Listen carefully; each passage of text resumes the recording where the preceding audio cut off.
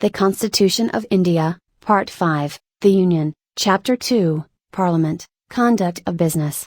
Article 99, Oath or Affirmation by Members.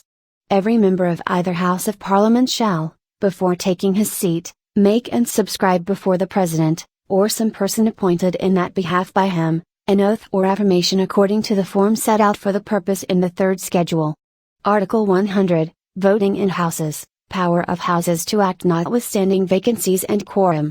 Subclause 1, save as otherwise provided in this Constitution, all questions at any sitting of either House or joint sitting of the Houses shall be determined by a majority of votes of the members present and voting, other than the Speaker or a person acting as Chairman or Speaker. The Chairman or Speaker, or person acting as such, shall not vote in the first instance, but shall have and exercise a casting vote in the case of an equality of votes. Subclause 2. Either House of Parliament shall have power to act notwithstanding any vacancy in the membership thereof, and any proceedings in Parliament shall be valid notwithstanding that it is discovered subsequently that some person who was not entitled so to do sat or voted or otherwise took part in the proceedings.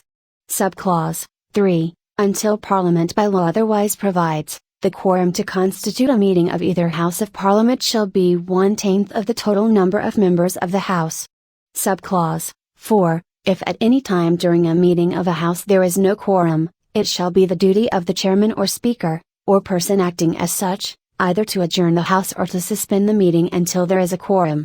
Disqualifications of members. Article 101, Vacation of seats. Subclause 1. No person shall be a member of both Houses of Parliament, and provision shall be made by Parliament by law for the vacation by a person who is chosen a member of both Houses of his seat in one House or the other. Subclause 2. No person shall be a member both of Parliament and of a House of the Legislature of a State, and if a person is chosen a member both of Parliament and of a House of the Legislature of a State, then, at the expiration of such period as may be specified in rules made by the President, that person's seat in Parliament shall become vacant, unless he has previously resigned his seat in the legislature of the state.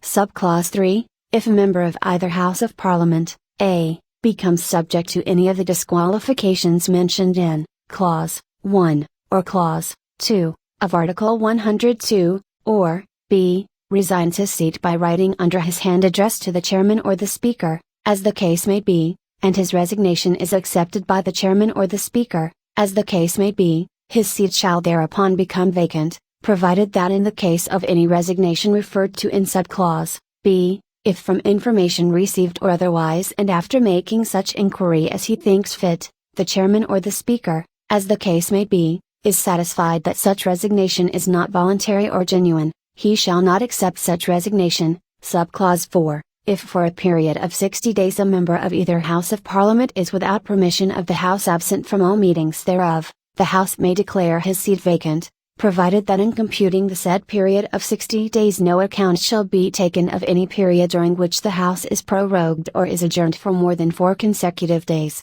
Article 102, Disqualifications for Membership.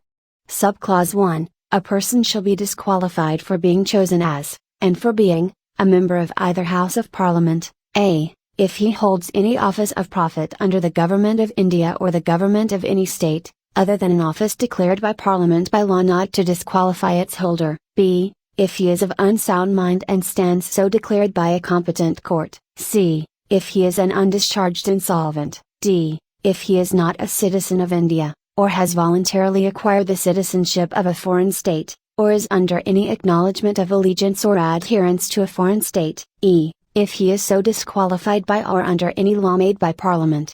Explanation. For the purposes of this clause, a person shall not be deemed to hold an office of profit under the Government of India or the Government of any state by reason only that he is a minister either for the Union or for such state.